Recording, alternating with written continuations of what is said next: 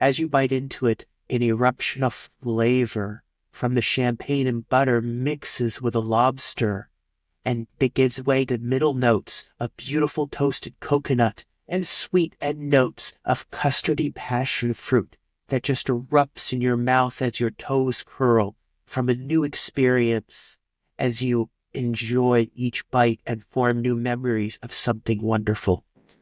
Just glad that the camera cuts off at our waist. That's all I'm going to say. Exactly. Guys, I'm happy. I'm happy that we did this in this format. Yep, I'll tell you one word not to use when it comes to describing food. Moist. Yeah, that seems to be a across the board not good word. Okay. Steak is the most overrated thing that we produce in the restaurant, and it really is not as good quality as other things on that menu. I love steak, but I agree. No, you just defended steak. Wait a second, I agree, but steak. I need to stop and but do you? Like if you were king of the world and you could just say, okay, this is how we're going to do things, what would be your solution with the restaurant? I'm not even king of my household. It's good to be king. Welcome to Mosaic Minds, the podcast where every episode is a colorful blend of perspectives, ideas, and conversation. Each week, our diverse team of hosts brings their unique backgrounds, experiences, and interests to the table. Mosaic Minds is your invitation to join the conversation, to see the world through a kaleidoscope of viewpoints. So grab a seat, tune in, and let the mosaic unfold before you. Beautiful. I never do intros on my show. Yeah, sometimes I do, but that's really more just to make the guests think that we have our stuff together. Little do they know. Little do they know. Yeah, James Beard is the Oscars of the food industry, I'd say. These all like 4 or 5 star restaurant kind of things, or some of them just kind of like, more casual, or... The James Beard Award is typically related to the chefs more so than the establishment. Would you say that's correct, Jared? Yes, that's correct. It's one of those deals where there used to be a diamond guide, and 4 and 5 stars used to be pretty big, and I think that those guides have slowly faded out to, whenever you hear 4 or 5 stars, it's more or less, and I hate to say it, Google and Yelp has taken over those. And so when it comes to stars, the premier star seems to be Michelin, which is 1 out of 3. But I would say that, yeah, it would be 4 or 5 star places if what you're thinking of is old school way of doing it. It's just one of those weird things where, am I right, Matt? The Diamond God was the big one for a long time with those stars. It really was, but I don't think they had the money to market themselves as much as the Michelin people. No, does anybody remember Zagat? Yeah, the Zagat Award, yeah. Yeah, Zagat fell to the wayside, and they rebranded as something called the Infatuation, and they don't do their scores anymore. I'll also say the rumor is they're very pay to play. A lot of the people that they're supportive for their advertising goes through the Infatuation these days. So not maybe the most credible. That's the rumor. I have no proof other than hearsay. Right. Gotcha. Yeah, and here nowadays, post the beginning of the internet, I think things really changed because everything is marketed and played through the web. And so, you've got, like Jared said, you have the, what's the name of it? The one that does all the reviews with people that Yelp and so on? Yeah, Yelp. I'm not a big believer in that. I think that Jared probably isn't either. I'm not. Yelp, we got a restaurant here in Tulsa that got top 100 restaurants on Yelp, and it's a big deal, and I'm so happy for them.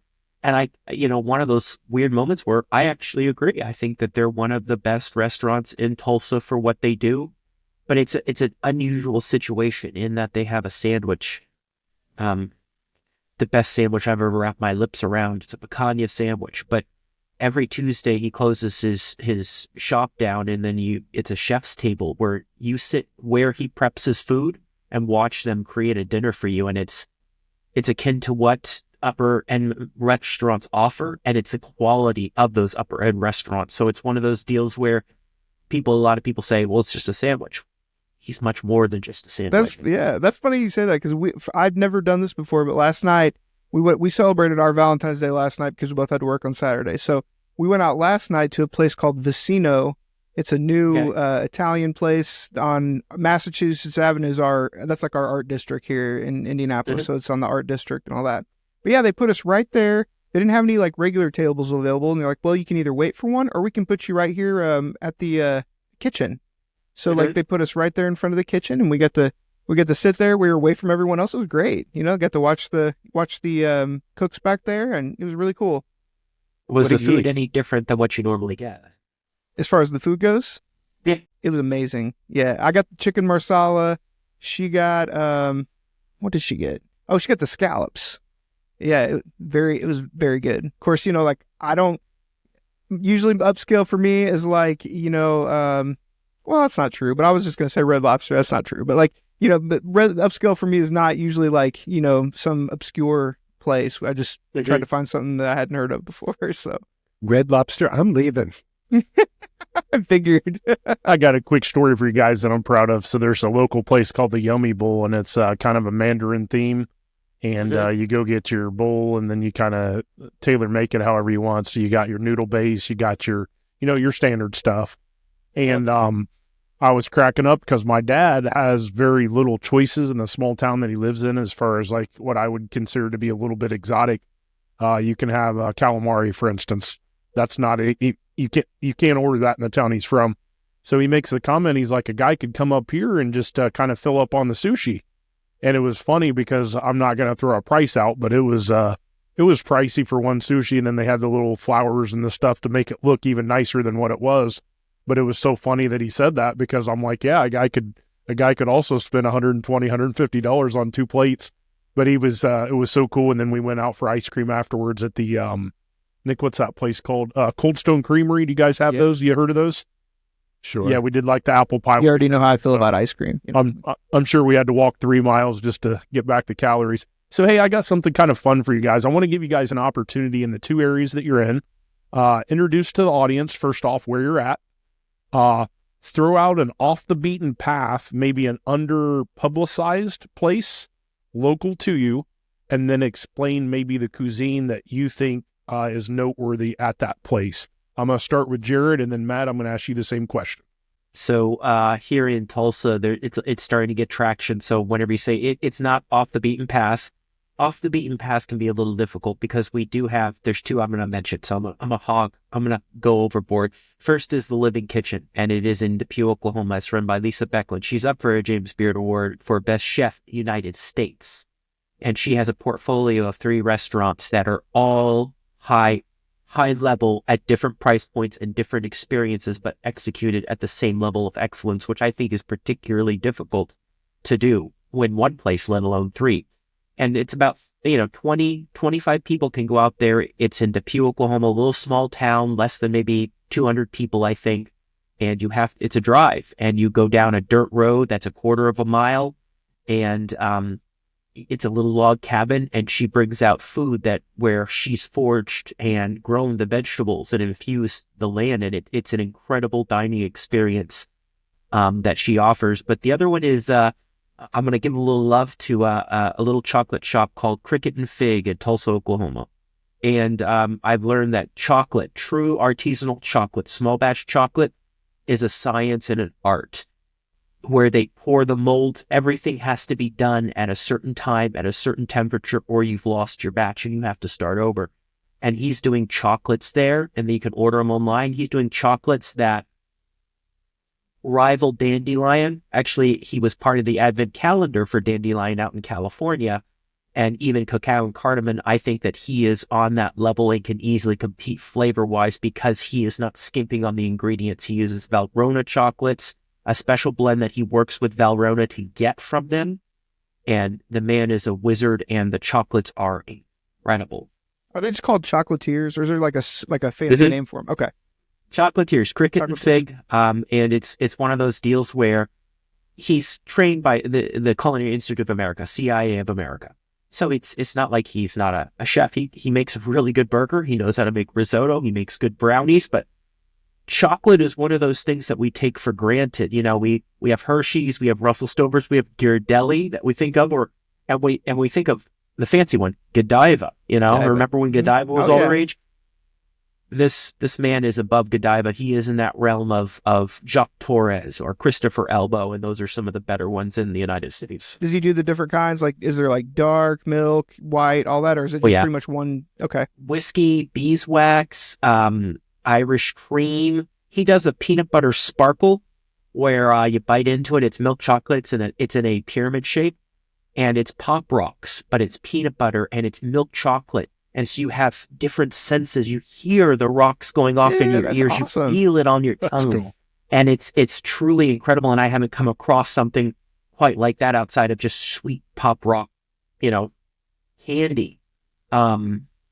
He's got really incredible flavors. He's got the Dubai bar. He did the viral Dubai bar. He molded it into hearts, but the Dubai bar they're not all created equal, but neither is chocolate, where he's got a good ratio where the filling is soft and crunchy and nutty.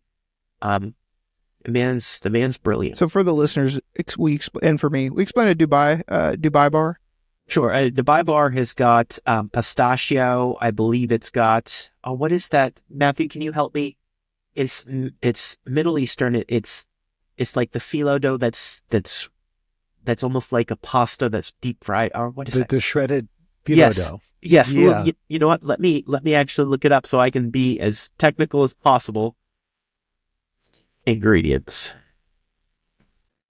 tahini, pistachios, rose water, high quality chocolates. It also comes with what is it? I'm trying to find what that pastry. Katafi pastry. Katafi. It's really crispy and crunchy. It's almost like little thin noodle pastry. It's delicious. Sometimes I look at YouTube and I watch the guys in Istanbul making all those pastries, just Yeah. hours of them just creating these wonderful baklavas and the things that you're talking about, Jared. It's just amazing. It is. It is. Didn't you say that you said when you were on before that you did the whole Andrew Zimmerman experience kind of thing? Like you said, you went to some of these different places and tried some of these foods that other people would be like, "What is he? Why is he eating that?" Wasn't that you? Or was that you, Jared? Oh, it wasn't me to that extent. Okay. Nor me. Oh, well, hey, Although Jared and I have probably eaten quite a lot and in many, many places, but I don't think that was my thread. maybe we're just talking about the show. That might have been. But I've had calf fries. The only food that I have come across that I cannot do again is bird's nest, Korean's bird's nest. And that is made from the vomit of birds along Get with outta here. So is that don't do it? Is it an ethical You know what? thing or? The texture. You have a half-developed animal. So it's not just that. You're eating, and the texture wasn't there. The flavor wasn't there.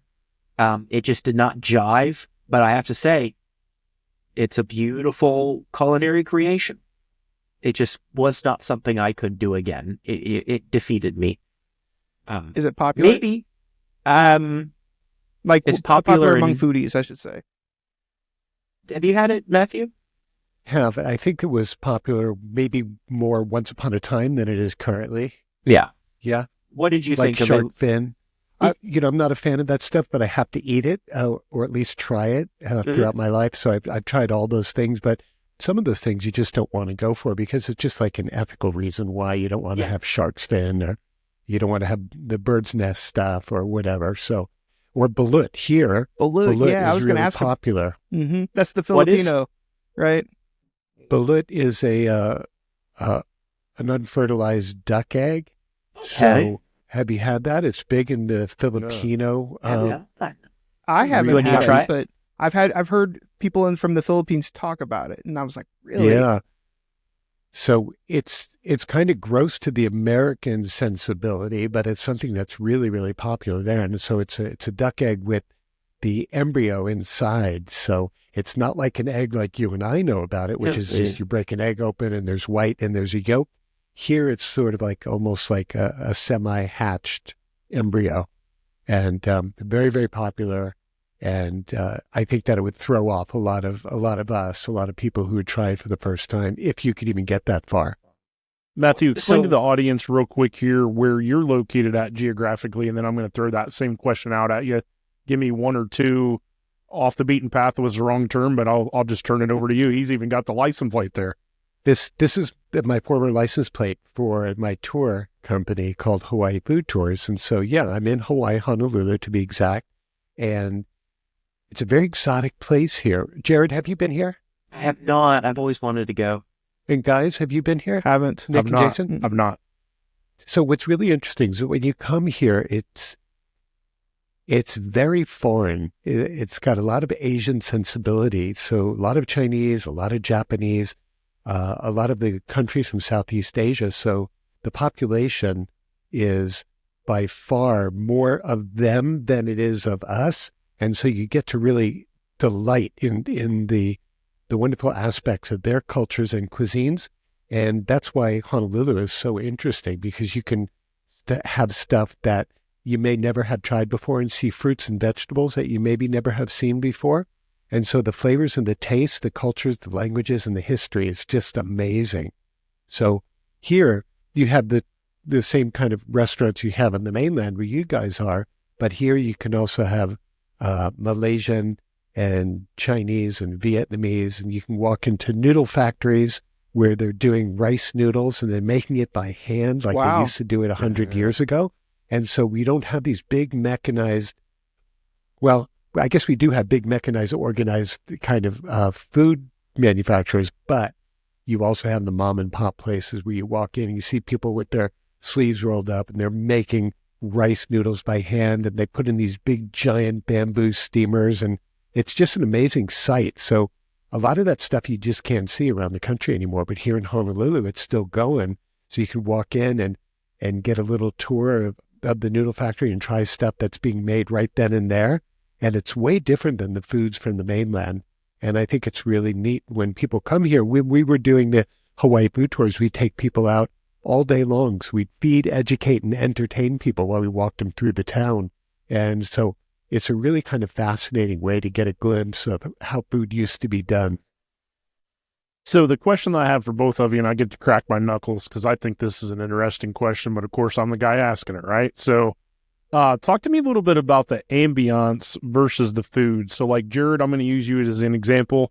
I don't want to throw out cost because I'm not in that realm, but it looks like to me some of the small desserts you have would cost more than maybe a meal in Indiana, with all due respect to you. But talk to me a little bit of how ambiance kind of adds to the experience that you're having, or maybe a very average place that you really like the atmosphere. Couple of things that I have there's a couple of things to unpack there. The first thing is we can talk about quality over quantity. It depends on where you put your value. It depends on your upbringing. It depends on what you see cost as to how full you get afterwards. It also depends on your palate. What is the goal? Is the goal for nourishment, or is the goal to be full at the end, or to enjoy each bite and have the experience? The thing about a lot of those small plates that you have that you see me is I'm not ordering them individually. They're usually part of exactly what you experience for Valentine's Day, a 5-course Meal. prefix dinner. Got it. And where the people say that's $100, that's ridiculous, and they're all small. Well, if you think about it, if it's a 2-hour meal, the food is being brought out to you systematically. You're going to get full because you're not consuming everything in one bite in first few minutes, and that's what we as Americans do. And so if you can get past the mindset of, I'm not getting this big plate immediately, you're probably going to be full at the end for that. And it's not going to be too far off of what you would pay at, say, a Texas Roadhouse to some extent. Is it going to be the exact same amount of food? Absolutely not. It's going to be less food, but it's going to be a higher quality with higher ingredients. That's probably in some ways healthier for you than the baked potato and steak with maybe a not dairy butter provided. The butter that comes from the cinnamon sugar cow, like that kind of thing. Yes, from the plants. And that's what a lot of, but that's margarine. Margarine is a plant-based product. We don't think of that. But how does the atmosphere play a role? Well, it depends on what you're looking for in your dining experience. If somebody is predisposed to have high anxiety from loud places or from crowded places, you walk into a restaurant, I don't care how fancy it is and nice, but if they're overstimulated and overwhelmed, the food is going to take a back seat to their fight or flight mode being activated Good from answer. that. Yep, like that. And the same thing goes for if you go to a restaurant and even if it doesn't feel as loud, but if you're less than 2 feet away from the next table and their conversation intrudes onto you, then the experience is ruined for you. Even if you're not really thinking about it, it's still intrusive, and it's going to make you feel a little uncomfortable, and it's going to impact the overall experience. The classic thing is if somebody mentions the atmosphere, that means they took their focus off the food, and that's what they're left with rather than the food over the atmosphere. Very good answer, Matt. Kind of follow that up. Well, I think it depends a lot on what your goals are and what your intentions are. If you are a restaurant critic like Jared is, you're probably focusing on the entire experience from the time that you arrive to the way that you're greeted to the way that they bring your glasses to your table. Are they holding it like this? And if they are, you should probably leave. Yes. Yeah. There's a Love it. lot of things to be focusing on. And if you're a regular person and you go to a restaurant and let's say it's a fancy place and you're trying to impress your date, that's one thing. If you're looking for great food, that's another thing. So if I'm into wanting a seduction dinner for my date, I'm not going to take them out. I'm going to bring them to my house because being a chef, There I you can go. do that kind of thing. Yeah. There you go. Very smooth. But if I want the bells and the whistles and the service and all of that stuff, you go to a fancy place and people like doing that and being surrounded by that kind of an environment. I think it all depends on what you want. You know the places you can go just to eat, and you know the places where you're going to put the food into maybe second place because the ambiance is going to be killer. And so it's interesting when a restaurant can match high levels of both quality, art, service, and all of the various factors that go into running a fine restaurant. But there's something interesting, and I wanted to ask Matthew about this, and it's a little phenomenon because I was having dinner with the chef, and I was noticing this is going to get loud quick. But there's a phenomenon that happens that if the place is loud around you, it's almost like all the conversations are drowned out, and it's loud, but you can still only truly hear the conversation between you and the person, even though it's loud, because the just noise in the background Droning, is yeah. not discernible. And my reply was, I have ADHD. I'm absolutely hearing the person right there. I'm course. getting picks up here Of and course. this and here. And so it really just depends on how you can also tune out as well. But Oh, yeah. Matthew hit it on the tail. It's what the experience that you're looking for. There was a conversation, and it was based on big awards. And the conversation was, whenever they were describing this chef is incredible. They're doing incredible things. It's Tex-Mex. It's absolutely wonderful. And they said it's unapologetic. It's loud food. It's just a fun atmosphere. And I thought to myself, just the psychologist in me, I thought, sounds a lot of fun. But someone could phrase that a little bit different. Obnoxious, frat housey, uncomfortable, don't really care about the food. And I was just thinking, it's all about how you the person interprets it, presents the experience to another. And that's where I think whenever you're doing food critiques, that those things should be taken into consideration, where it was loud, but maybe you should put a caveat to that. It's loud, comma, this is is that what the intent of the restaurant is to be? Because if you go to a restaurant and we have an open bar, we want it to be fun and festive and social, then you shouldn't really dock it for being loud, because guess what? That's what they're going for, and that's what people are going Yeah. to be. Nick, there's actually a place here locally about 2 miles from here, Johnny Torino's, I believe. It's an Italian eatery. Yeah, I've been there. They actually have a curtain to where you can sit and kind of have a private date within the restaurant, actually. Okay, I haven't seen that. Yeah, if you ask them, they're kind of an elevated on 2 feet off the normal floor, and you get to kind of have your own, I don't know, room within a room. So the question I have for both of you that I'm going to cue it up and just be throwing it out there, right?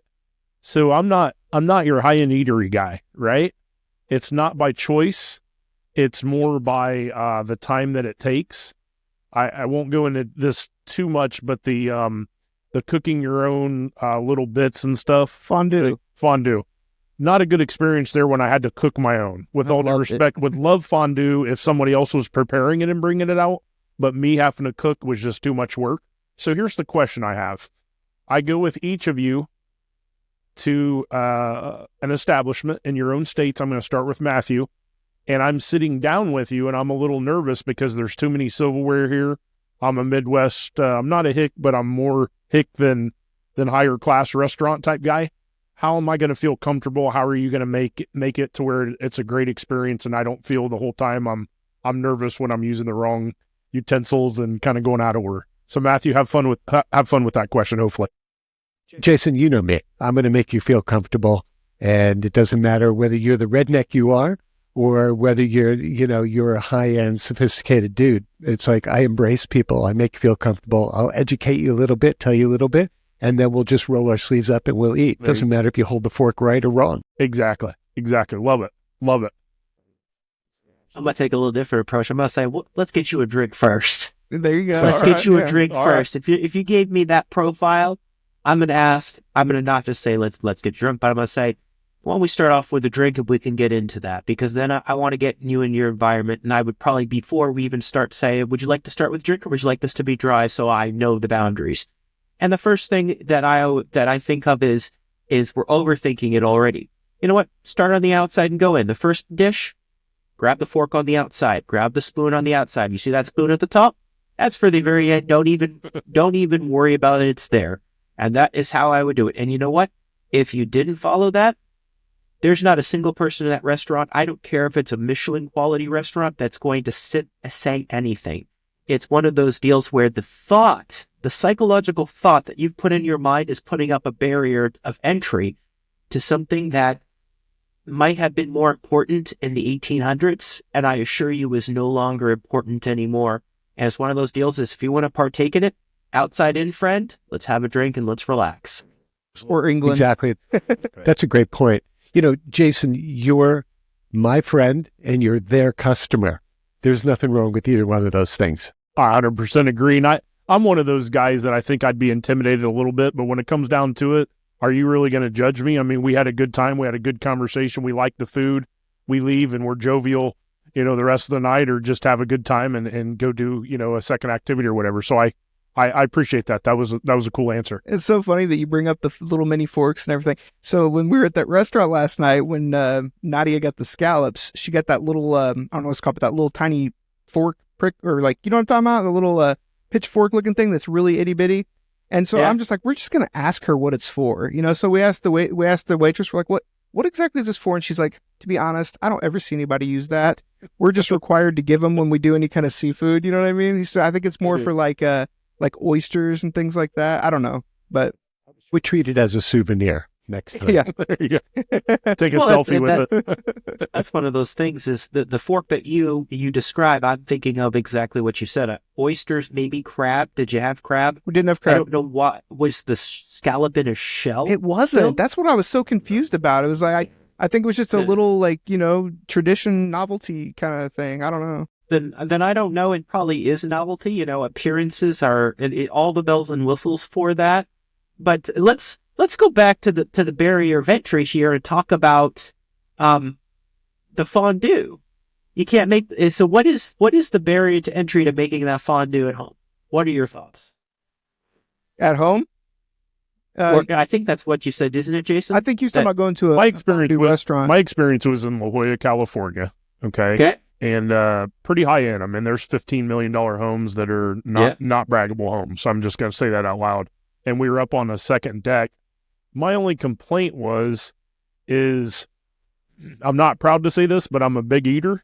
So it seems like I was just kind of picking at food and it took a really long time. But I want to change tones here. If they would have brought the food out to me each little step of the way every 15 minutes, different experience. Too much work for me to have to turn it, do this, cool it down, do this.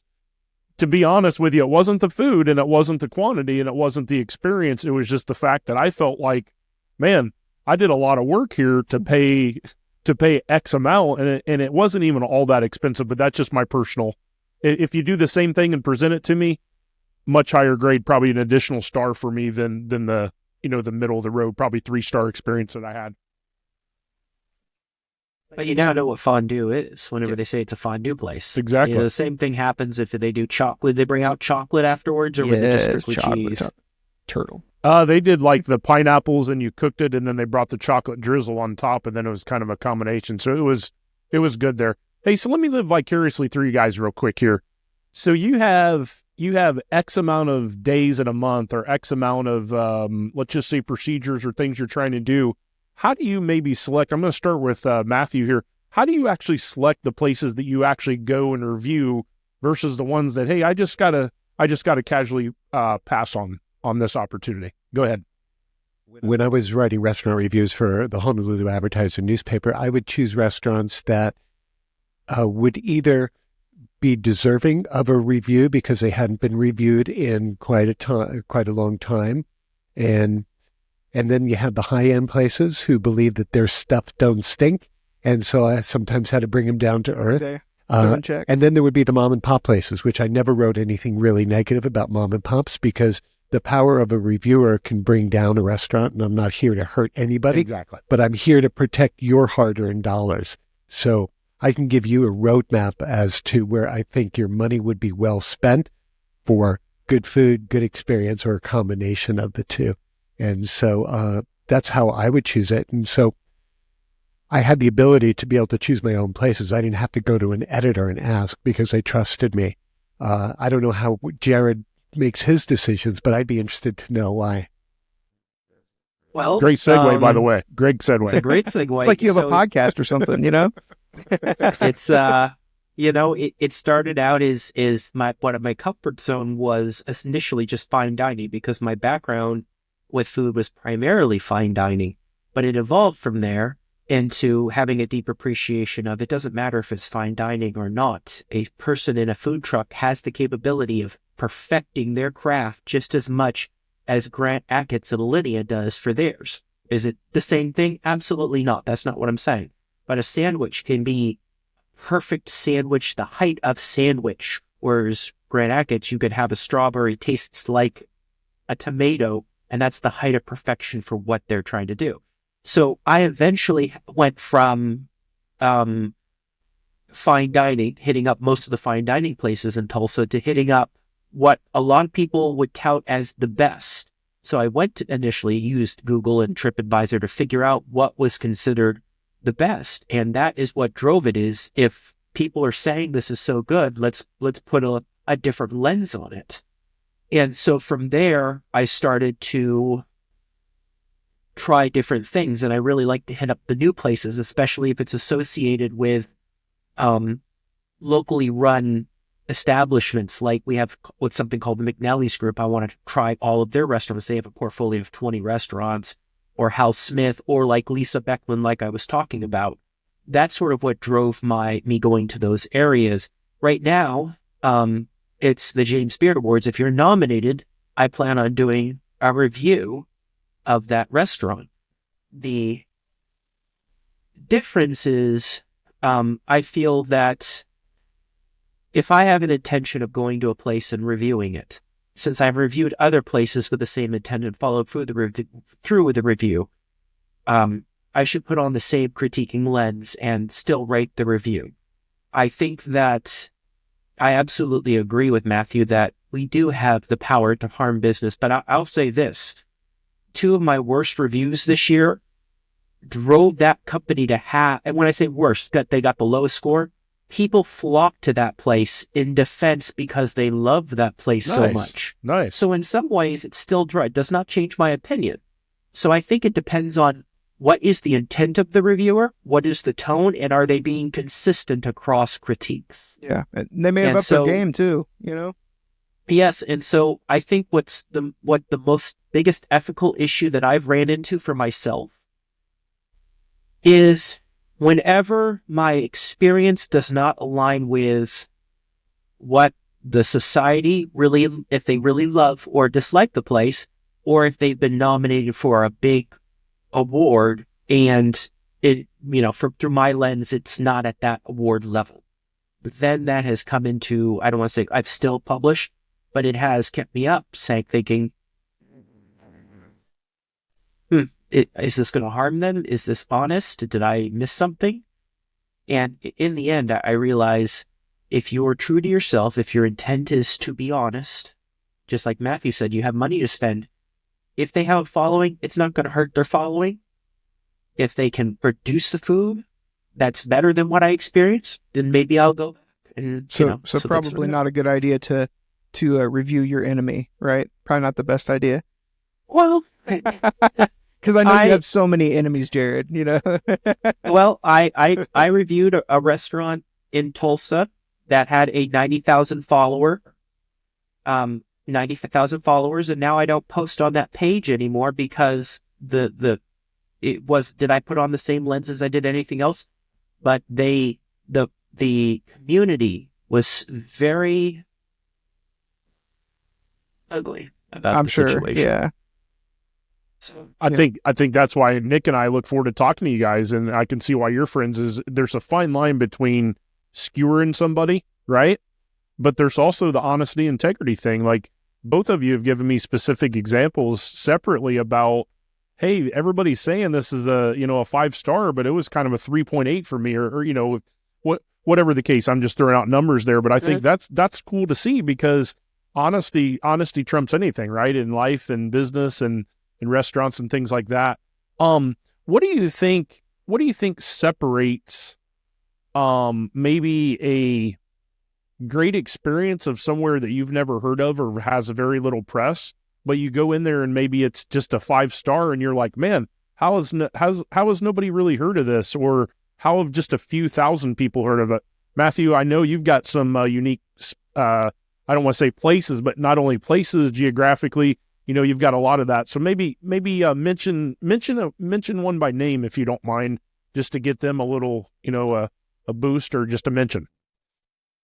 As far as places that I think are not getting enough traction or enough like recognition. You go in there and you're like, wow, why aren't thousands of people talking about this? This is unbelievable. What's one of those places that you maybe have?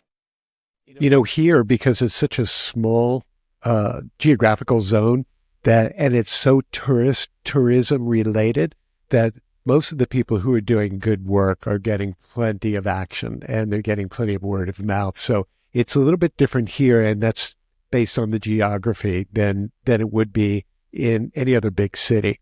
So there are no places that I would really, really highlight that I think that's not getting enough attention or enough play in the neighborhood. So yeah, I would have to pass on that one because I think that the good people are getting a lot of attention here. Rookie geographic question for you based on where you're at. And I'm not trying to butch this, but I'm going to try to do as best I can. So Island A versus Island B versus Island C, are there unique differences? Like if I go from A, B to C, or are they all kind of, I'll just be quiet and I'll let the expert talk on that. Jason, I love the way that you pre-apologize before you lay out any question. Let me just say. Got to go bam, right?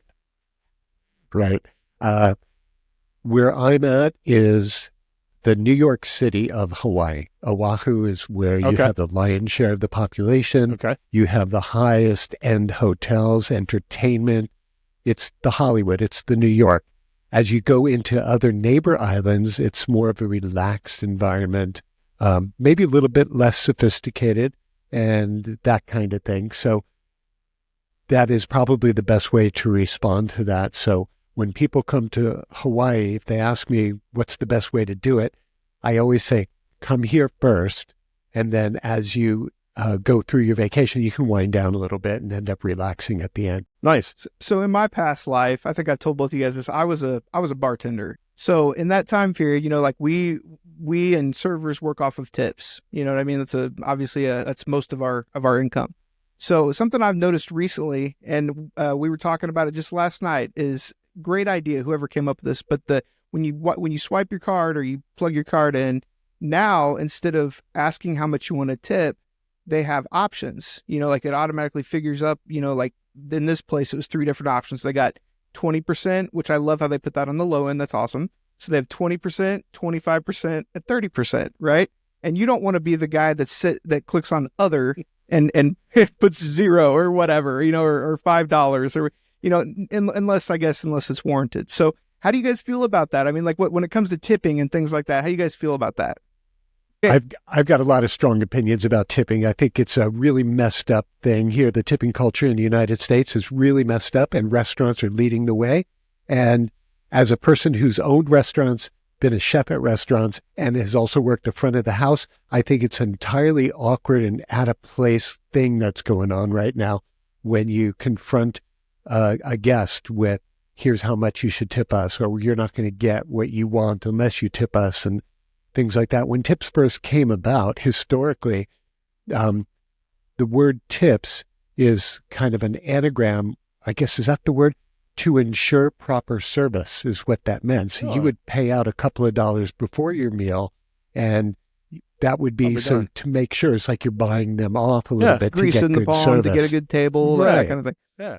And nowadays, it's like they walk up to your table, they don't really know anything about the food, the way it was cooked, where it was sourced, anything, and then they expect to get tipped. So, and the restaurant owners are complicit in this because not only are they not training their people properly, and the people are expecting to get tips, but it's just an out of place thing that I think begins with each of the owners of the restaurants. I don't want to pay someone's salary, and I don't think that I should have to tip somebody so the restaurant owner doesn't have to pay them. So I think tipping is one of the worst things about the restaurant industry right now. So before, because I know Jared's got feelings on it also. So before I go to Jared, let me ask you, what would be your solution? Like if you were king of the world and you could just say, okay, this is how we're going to do things, what would be your solution with the restaurant? I'm not even king of my household. It's good to be king. So what I would do is I would take every restaurant owner and I would teach them that the way to have a better restaurant and a more fulfilling experience in the long run is to encounter each and every one of your employees by teaching them service. And it's all about the level of service. So I think that people who are coming to your table and greeting you are more than just somebody to ship the food from the kitchen to your table. I think they need to know all of the things that's important to the customer. And those are the things that I mentioned. Where is the food from? How is it prepared? What are the spices or the flavorings? All of the things that are important. I mean, lay the groundwork for me. Let me know what I'm going to be getting. Make me want to give you a little extra at the end of the night. Matthew, this is a really weird analogy, but the Indianapolis Zoo actually has a butterfly farm that's a greenhouse environment, and it's got butterfly with the hibiscus flowers and stuff. And the reason I'm saying that to you for that is they're just butterflies. They're not all that interesting, right? But if you like to sit there and just watch them fly around in their natural habitat, that, believe it or not, in my weird mind actually translates exactly over to the answer that you just gave. So that's actually a very good point, because I have a percentage in mind and I'm never really going to go below that. I'm not a complainer. You got to do something like uncook my meat to where I don't think it's safe before I'm going to complain. And I'm not really going to tell people about that experience because, that's kind of a personal thing. But at the end of the day, I really like that. And I see that. And you were passionate about your answer. You were using influx and kind of like, systematically breaking that down. So that was a good answer. I'm going to flip that over to Jared. Yeah, I want to know what Jared thinks too. Jared's coming from a place of ignorance, so I need to preface it with ignorance because I'm not in the industry, so I don't have that background to give an answer as educated as Matthew. So I need to preface that. But I want to ask Matthew, just because maybe I want to make sure my thought process is around it. Do Europeans have the same tipping system as Americans? Do they? They don't. Actually, a lot of places in Europe don't even really accept tips, or you could round up and that kind of thing. So they're not there. They don't have those expectations. They have that a completely different pay structure for that. And that is what I'm going to get into. I think the restaurant industry is one of the few industries where the base pay is significantly below minimum wage.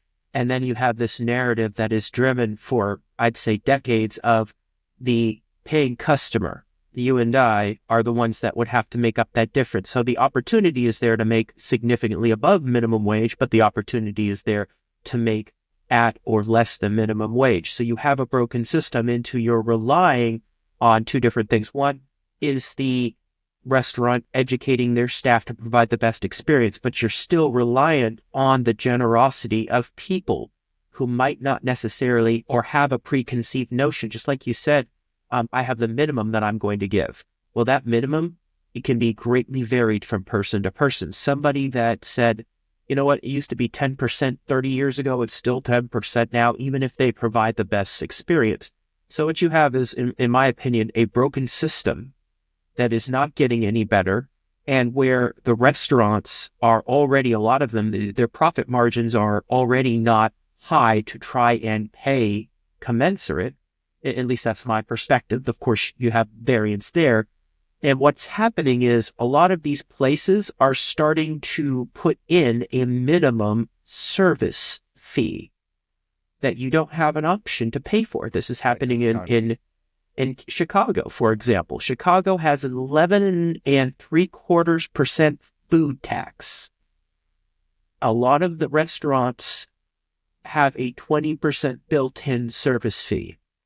So and I'm talking about the higher end.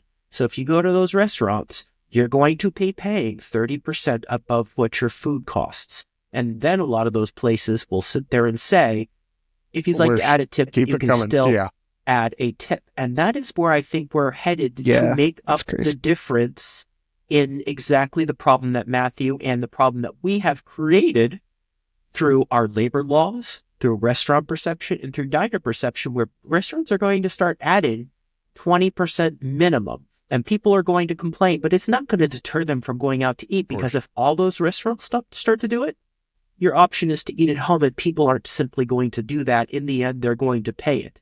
And then I think the next frontier is, once that's implemented, because we're starting to see it around Oklahoma. I'm guessing it happens a lot in New York and in California.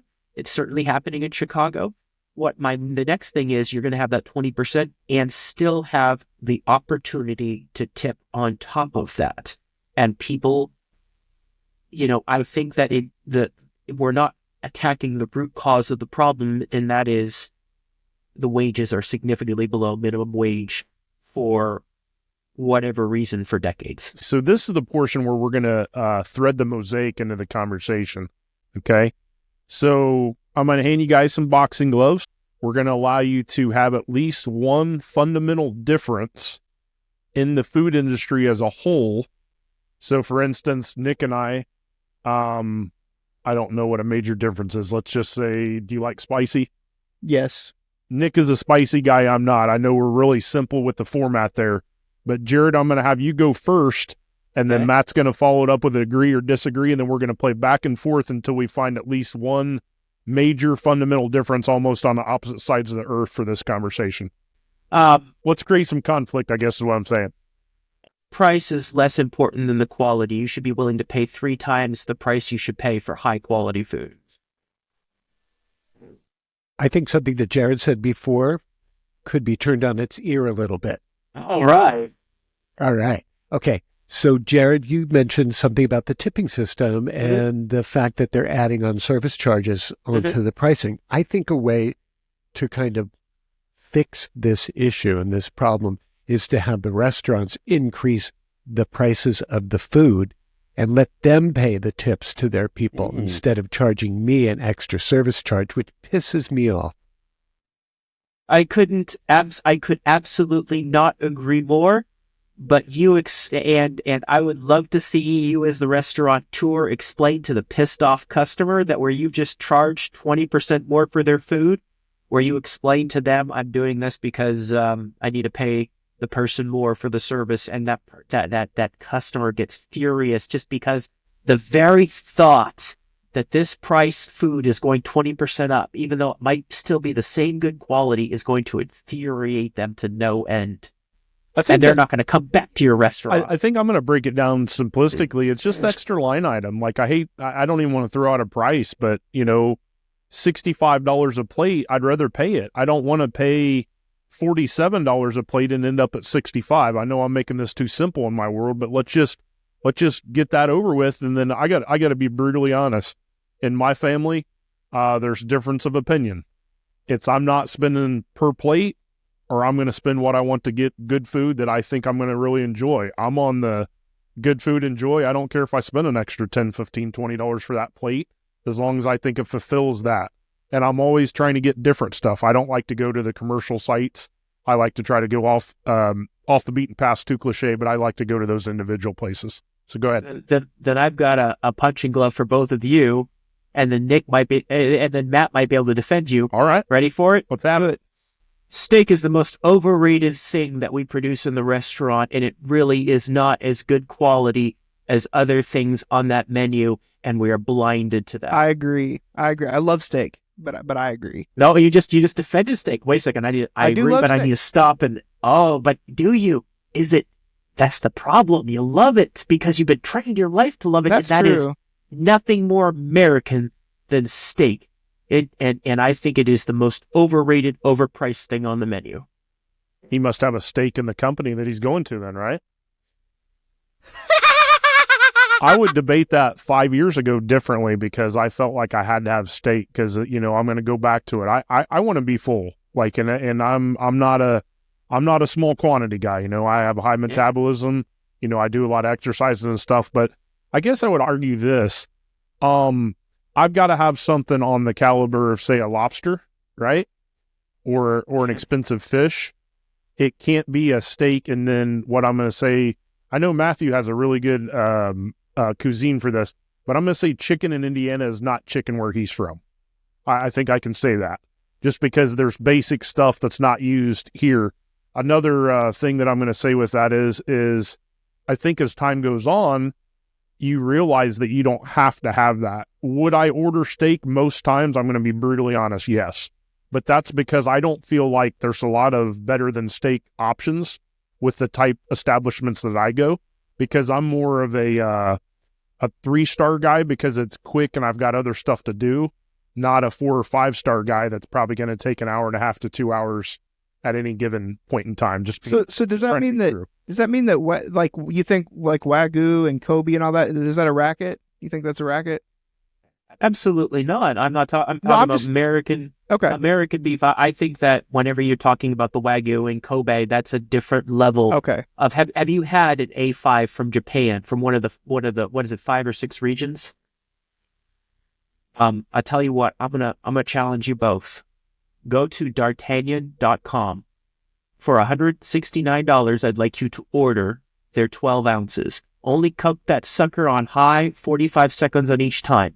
And if it is not, and close your eyes when you bite into it, if it is not the most incredible piece of steak you've ever put in your mouth, send me the bill and I'll pay for it.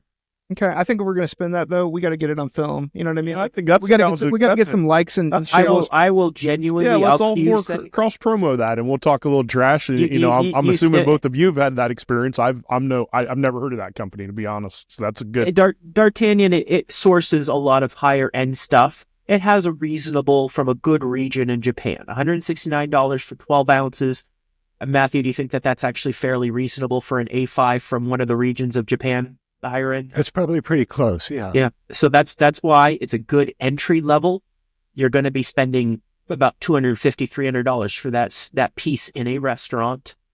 I'm telling you, you want to cook that rare, not a degree above rare, is just my opinion. And I genuinely mean that. If that is not, you're just going to stop and say, that's my prediction. And so I will put the caveat on it.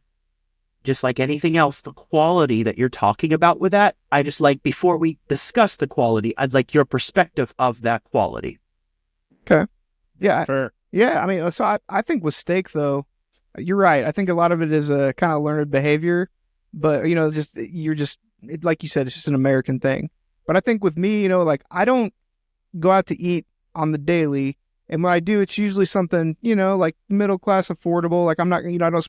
So I guess it's one of those things that since I don't eat steak all the time, that's why I like steak, because I think of it as like a treat. You know what I mean? Like I suppose I could go and explore other areas, but because I'm with a bunch of other Americans, if I'm going with someone else, it's hard to be like, hey, let's go try the this I don't know, like the snails from Lulani. You know what I mean? Like, I don't know. So, so I guess it's easy, it's easy and it's kind of a treat. You know what I mean? I guess that's kind of where I'm at on it. Did you try the scallops? Did you try your girlfriend's I scallops? did, and they were really good. Yeah. Those are good. So that is the only thing I can, and I'd love. I'm sorry, Matthew. What are your thoughts on my hot take and in general?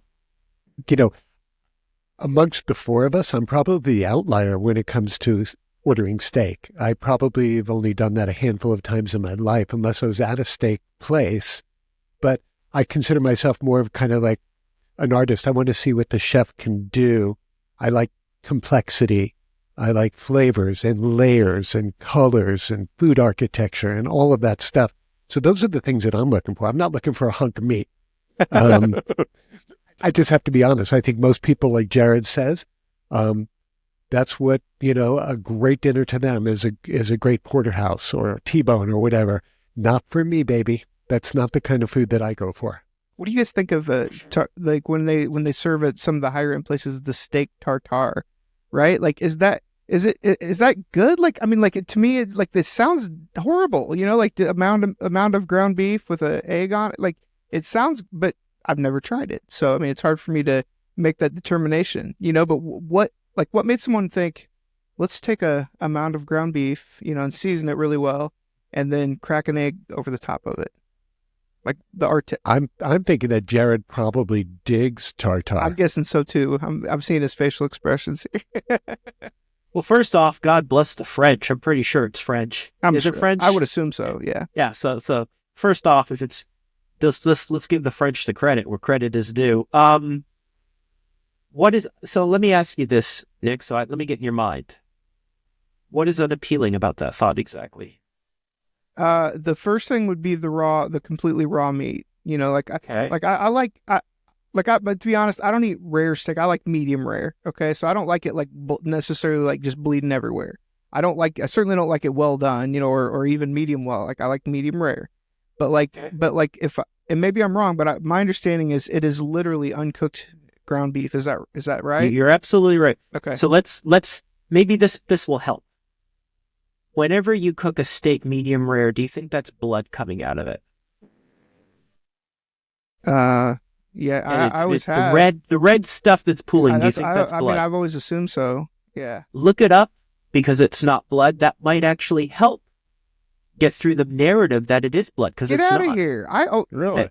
Matthew, I'm correct. That is not blood from the steak. That's right. It's some sort of the juice that remains, right? That's right. Really? And it's just the reason the color for that is because the color of the meat. Oh, Chicken does it in some ways as well. It's just usually cooked, differently. It's just clear. So maybe that might help dispel that thought of it's bloody. And I had this conversation with an individual the other day. He said that I can't eat that because it has to be well done because of the blood that comes out that's unclean. And it's a religious thing. And Okay. I told them, it's not blood. Please look into it. Well, guess what? As soon as they found out it wasn't blood, they felt obligated to try it, and they loved it at a different temperature. So maybe that's amazing. maybe that might help. So Nick, Go ahead. Huh? Go ahead. And so the second thing is the bloodborne, any of the pathogens that you might associate negative with raw meat. If it is ground chuck, that's not tartare. Tartare is from a tenderloin or a higher end cut. And what a lot of the restaurants do is they sear the outside, put it on a sterile environment with gloves, and cut into it with a clean knife. And so the middle, if it's a good piece of meat that's regulated, isn't going to have any bug that would worry about you. So maybe that's another thing, is you might catch something. A raw piece of meat is the meat at its natural flavor. So when I said cook it to a rare with a Wagyu, it is such a delicate piece of meat. It requires that type of cooking to extrapolate maximum flavor. So when you have tartare and you have raw egg, if you have it from good source places, the bugs aren't going to be there. And so what happens is you have this really rich flavor profile, and you have the egg that coats your mouth, and then you have the briny shallot that just cuts through the heaviness of everything, a little bit of salt. And all of that adds a beautiful flavor profile that is just incredible, that you can't get from something that's cooked. Those would be my concerns, what you mentioned. So it's good to know that, because like the first thing I think of is, when I think of raw meat, I think of, you shouldn't touch raw meat and touch something else. You shouldn't eat raw. That's what I think of. But yeah. So you say they take precautions on. I mean, I guess that They makes should. sense. That would make sense. You're spending a bunch of money on that. I would assume that people aren't coming out with food poisoning. So yeah. So Nick, Matthew, these guys, you're the chef. Am I correct with anything I've said? I think you're correct in most of the things. You know, one thing, guys, you don't want to get tartare on a cruise ship. No. Let me just, that Buffet. caveat, just, that's good stuff. So Nick, these guys are all right. So they taught us what tips means, right? I had no idea. I thought that was just, regular. They're teaching us about cuisine. So now what we're going to do is, guys, just to wrap this up, we're going to put one-word answers, such as savory would be mine to start off. What's some one-word catch buzz phrases or one or two words to discuss a very good experience that you've had? I know you guys drive in a little bit different lane of traffic, but I think this will be a fun exercise. This kind of galvanizes the four of us. So we're going to start with Jared, go to Matthew, and then Nick and I will kind of go. Let's do about 2 or 3 rounds just to have fun. It can be a phrase or just kind of a one word. Matthew, go ahead. I going first? Yep, go I'll ahead. tell you one word not to use when it comes to describing that too. food. Moist. Yeah, that seems to be a across the board not good word. Okay. Unless you're Okay. talking about cake. I think it's one of the least favorite words in the American language. I've heard right that. now. Yeah. Okay.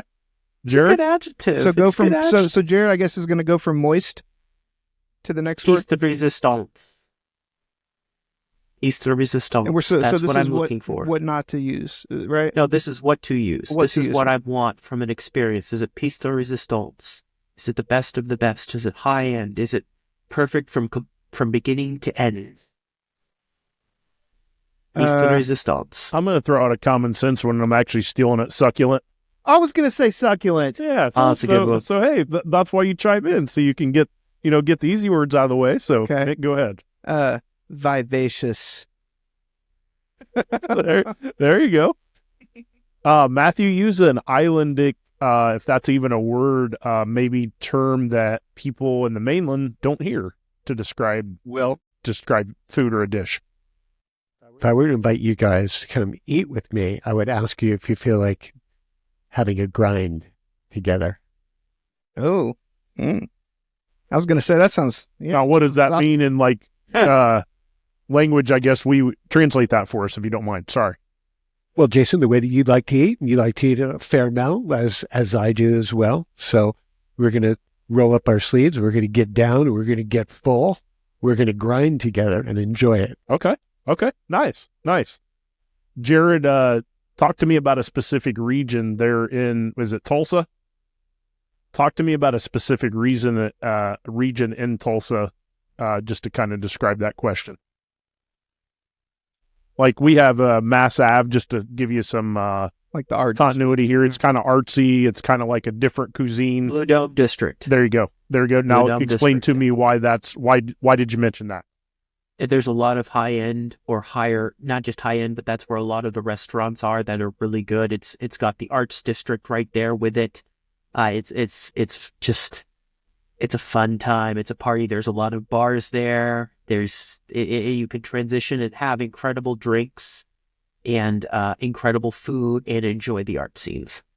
Is there anything that Indianapolis is known for in the food world? I mean, like, I think, Jared, I think you mentioned before that there was, but I know, Matthew, you being like on the West Coast and then in Hawaii, does anything pop or come into mind when it comes to Indiana or Indianapolis of good food? I have a wonderful memory of Indianapolis. I might have told you when I was on the show earlier, but when I was on the road with the Eagles during their Hotel California tour, I once spent Thanksgiving there in an Indianapolis That's right. Holiday Yeah. Inn all by myself. All by yourself. Nice. Hey, a quick segue, Matthew, because we're all about camaraderie, and I looked forward to this episode, and I told Nick this 2 or 3 times. Matthew, please tell the story so I don't butch it up. Cooking for Robin Williams and the kind of the 151, I believe, and I'm going to shut up from there. Oh yeah, the flambe. So go ahead. Is that enough cue to kind of tell this? I'm sure it is. He's looking at me like, let me have it. So go ahead. I was this fancy private chef when I was younger, and I once had an interesting experience at Robin Williams' house. I almost set his house on fire. And that was because I was trying to show off when I was cooking for him in his kitchen. I went to go flambe the steak. We're back at the steak, Jared, just in case you were wondering. And I went and I splashed the cognac on it and kind of had a little bit of an explosion, singed my eyebrows, set the drapes on fire behind me, turned into a whole thing. And, the fire department and this and that. And so I almost shat myself. And when it was all said and done at the end of the night, and I regained my composure, we continued from where we left off. He was perfectly fine and wonderful and sweet. And I was like worried about my reputation and my future. So I wonder if you ever use that in his stand-up. You think? Did you ever like watch specifically his stand-up? Like, I wonder if he's going to talk about the flambe. Had he done that, it would have elevated my career. Yeah, I'm sure. Would have propelled me. Did you? In the end, was that steak nice and moist? And succulent, and vivacious. Thank you. That was perfect timing. I always like to give a quick send off here, and then Nick's going to do your official social media and stuff because he's better at that than I. But Matthew, you live in a great place, a legendary place in my opinion. You have a great attitude. You really like to see the best in others. I like the fact that you're going to tell exactly like it is, though, in your reviews and your continuity with that. I think you're a people person, and honestly, it's been an honor to get to know you. Your stories are phenomenal. I mean, just the music side of the house, cooking side of the house is kind of common sense for me, I guess. But like the music side in correlation with that has just been a wonderful life, man. I couldn't imagine, having some of those experiences. So I want to tip my cap to you for that. Thank you, guys. For me, it's really what's more important than any experience and any flavor and any taste is to have friends and loved ones that I can surround myself with and enjoy food with, because that for me is what it's all about. So thank you. It's really been nice getting to know all of you and becoming friends with you. I agree. Jared, for the benefit of Matt, you've done this for me 2 or 3 times, and I just can't. I got to ask you for a 4th time, but maybe Matt's first time. You already know what it is, Nick. Yeah. I'm giving you 60 seconds to give me the description of said place, and I'm just said diner at said place, and I'll just be quiet. Matt, you're going to enjoy this, I believe. Go ahead, Jared. Valentine's. There's nothing more erotic, nothing more sensual than bringing out a perfectly poached lobster tail, and it's been poached in butter and champagne for several hours until it's cooked to a beautiful medium rare, and it sits upon an ethereal, light custard of passion fruit. And then shaved coconut is just sprinkled on top. As you bite into it, an eruption of flavor from the champagne and butter mixes with the lobster, and it gives way to middle notes of beautiful toasted coconut and sweet end notes of custardy passion fruit that just erupts in your mouth as your toes curl from a new experience as you enjoy each bite and form new memories of something wonderful. Just glad that the camera cuts off at our waist. That's all I'm going to say. Exactly. Guys, I'm happy. I'm happy that we did this in this format. I think this is the first time we've had 4 in here, and it's cool because you guys play well off each other, and it's nice. It's almost like we're I'm closer to your level. If I was down here now, I at least know a little bit of what I'm talking about, what to look for. And quite frankly, I'm going to be a little bit more educated in the decisions I make. And if I'm going to take my family out, you guys have inspired me. I'm not going to take them to an easy place. Maybe let's force the family to be out for an hour and a half on the night on the town. That's an upgrade for me because I'm never going to have that 2.5 hours at a real fancy spot. It's hard though too, like with a family or even with friends. I mean, Americans are so picky. You know what I mean? Like, so like there's so many people that are, I'm wondering if my girlfriend can hear me. There's so many people that are like chicken nuggets and macaroni and cheese people. You know what I mean? Like they just what they, they don't want to go off of what they know. So, yeah. Well, it's interesting. When Jared was on my show, he waxed poetic over some of those foods. And how could you not? It's delicious. It's great. Our foods are fantastic. It's just, there's a time and a place for everything, right? That's true. I said last to last. I'm going to give you 30 seconds each of you. Initial impression or impression right now after having been on for the second time of myself and Nick. Matthew, No, you start. I don't- Jared, you go second, and then Nick's going to give you a proper send out with the social media. And you're asking for my impression of you, of the show, of Jared? nervous. What? Take that any way you want to, but direct it towards Nick and I, because we don't always get the guest actually kind of reviewing us as kind of the critic or the analyzer, if you will. So go ahead. You guys are great. You wind me up a little bit and you mellow me out a little bit. And it's good to have a new friend, even, a podcast host who's been so kind to have me on a couple of times. So it's been really a great thing and a way for me to be able to express myself and to be able to make new friends. You guys are the definition of cool. I have relished every opportunity to converse with you both, and each time you've always asked great questions, and I feel like we've learned from each other, and even this time I am genuinely excited about you trying A5 Wagyu, and I would love to see that happen in real time so you can see and experience a different thing. And that's just the whole point. Being open to new experiences helps us all grow, helps our listeners grow. And that is what is so wonderful, is your energy. And it's all in fun, but it's also in an educational format to uplift everybody and the conversation. And that's a beautiful thing. So thank you, gentlemen. That's the common thread of all four of us. I think that's why we make a real good kind of a collage or mosaic with that. I love to change the narrative and everything about what food is, and also especially for America. You know what I mean? Like and so actually that's a great segue for Jared, for you to talk about your book. How is your book doing? My book's doing pretty good. I've sold a couple hundred copies, and it really it's A Feast for the Senses: The Psychological Art of Eating Well. You can find it on Amazon. It's a hard copy. You got an audio book, and you can find me on social media at Jared Gleaton Eats on Facebook, Instagram. I even have a TikTok and a YouTube. I'm about to do a new review of a place in Tulsa called Bar Sen, Jeff Chanchaloon, Laotian food in the middle of Oklahoma. Pure Laotian food, which I think could doing incredible things. And so that's where you can find me, and that's where I'm active. Hey, Jared, I have a question for you. Yes, sir. Did you voice your own audiobook? No. What the heck? I should have, but I didn't, because, and this is something that I got feedback from. Whenever I hear myself on my own, like, recording for like my phone, my voice comes off as high pitched and annoying to me, and I thought, ooh. All think that though, like of our own voices. Yeah, exactly. I mean, it's just normal. But hey, Jason's got the pipes. So if you ever need someone to voice over, he's got the voice. Yes, you do. Like to bust it out.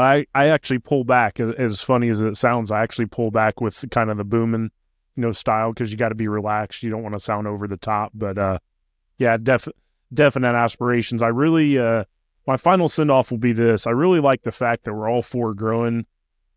Two of us in one sector, two of us in another. The intersection there is the combination of integrity, honesty, compassion for our fellow man, and women out there as well. But just the commonality of food, I think everybody that listens to this podcast, or each of you individually or together, has gained knowledge, has gained places and destinations, to where if you go to any of those three destinations, you've got new places to visit. I think we've uplifted some restaurants and some cuisines, and just overall been very good. I think that's the definition of spice of life, entrepreneurship. You could name that one of 20 different directions. So I want to challenge everybody to get out there, be their best, go to places that they wouldn't normally go. And, let's get the comments rocking on this. Let's all four, work and just trash talk a little bit, have a good time. And maybe we add a third person eventually and do this again, someone that you guys don't know, just so it's kind of a little bit of someone that's anti-food. There you go. They're anti-food. There you go. There you go. But yeah, you should get someone who Jared and I could gang up on. Yeah. Well, like what? Well, what about like strictly a juicer? Like nothing but juice. No, you know what? A vegan. Get a vegan, so we could get after. I had that you guys knew some good vegan cuisine. No, I didn't want to say anything. I hate to say the name, and I want to be polite just real quick, and I'll get to you, Jared. You guys remember Ron Popeil? Yeah. A guy like that would be funny, because he's like, kind of in a specific lane of traffic, I guess is what I would say. with all due respect. Go ahead, Jared. A true, if you can find one, entrepreneur, because the top entrepreneurs that I'm aware of, for example, a Mark Zuckerberg, a Steve Jobs, food was not of interest to them. So they would have the same meals every day, just like they'd wear the same clothing, because that eliminates a thought that they could put that thought pattern to somewhere else. So food played very little role other than I need to be healthy and I need to be full. That's a good one. Yeah, the minimalist lifestyle, where it's just kind of Warren the Buffett, I minimalist- believe, is burger and fries and Coke, if I'm not mistaken, almost Yeah, every 7 days a week. And the mindset there is of, I need to eliminate something that is not important for my bottom line.